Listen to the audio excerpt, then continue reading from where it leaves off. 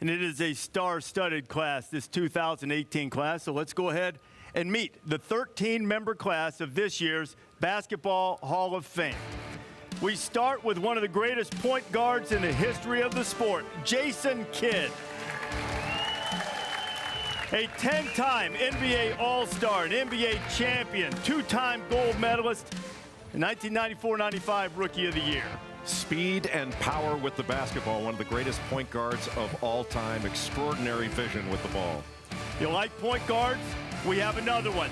Steve Nash is a member of the Hall of Fame. A two-time NBA MVP, 8 times he was an All-Star.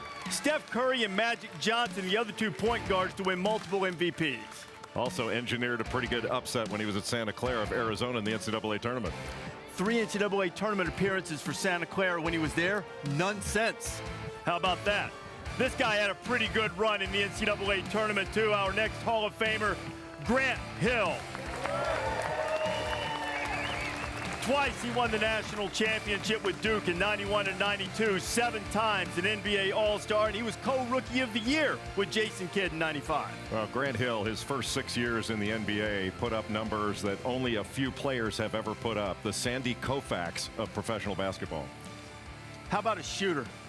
He could shoot it. Very few could shoot with his sweet stroke of Ray Allen, who is elected into the Hall of Fame.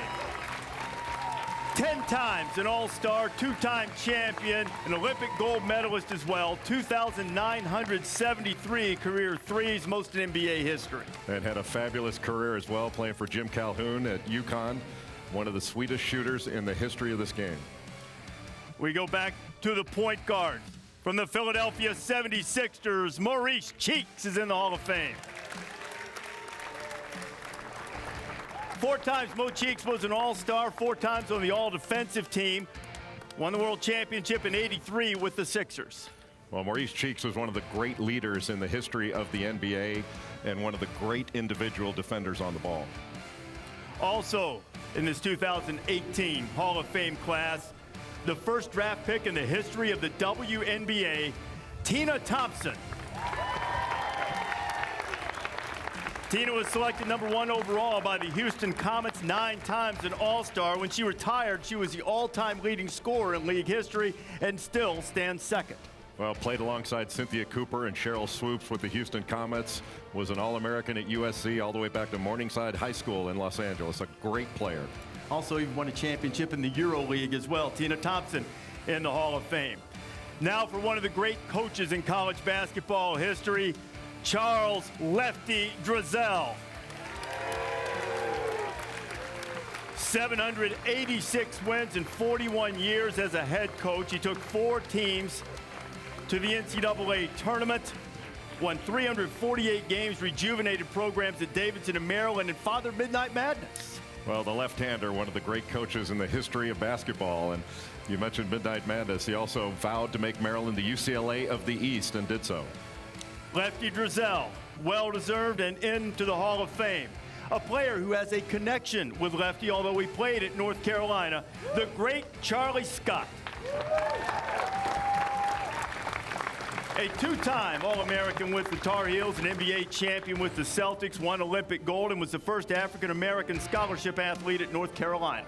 Well, Charles Scott, one of the great gentlemen in basketball history and one of the game's greatest players and ambassadors. We're going to visit with Charlie and Lefty together a little bit later on, and you'll learn about their connection as Charlie was starting his basketball career.